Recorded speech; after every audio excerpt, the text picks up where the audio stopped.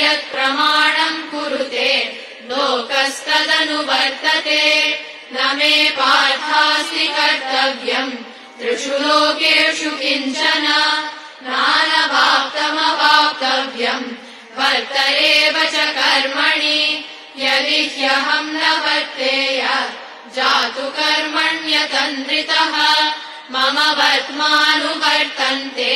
मनुष्याः पार्थ सर्वशः उत्सीदेयुरिमे लोकाः न कुर्याम् कर्म चेदहम् संकरस्य च कर्ता स्याम् उपहन्यामि माः प्रजाः सक्ताः कर्मण्य विद्वांसः यथा कुर्वन्ति भारत कुर्याद्विद्वांस्तथा सक्तः चिकीर्षुर्लोकसङ्ग्रहम् न बुद्धिभेदम् जनयेत् अज्ञानाम् कर्मसङ्गिनाम् जोषयेत् सर्वकर्माणि विद्वान् युक्तः समाचरन्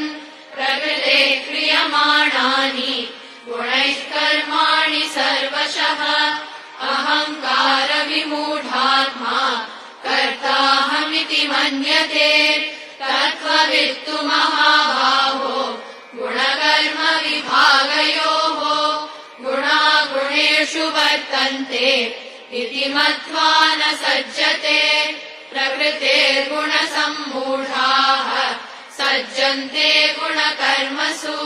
तान् कृत्स्नविदो मन्दान् कृत्स्नविन्न विचालयेत् मयि सर्वाणि कर्माणि सन्न्यस्याध्यात्मचेतसा निराशीर्निर्ममो भूत्वा युध्यस्व विगतज्वरः ये मे मतमिदम् नित्यम् अनुतिष्ठन्ति मानवाः श्रद्धावन्तो न सूयन्तः मुच्यन्ते तेऽपि कर्मभिः ये त्वेतदभ्यसूयन्तः नानुतिष्ठन्ति मे मतम् सर्वज्ञानविमूढांस्तान् विद्धि नष्टान चेतसः सदृशम् चेष्टते स्वस्याः प्रकृतेर्ज्ञानवानपि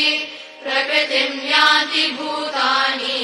निग्रहः किम् करिष्यति इन्द्रियस्येन्द्रियस्यार्थे रागद्वेषौ व्यवस्थितौ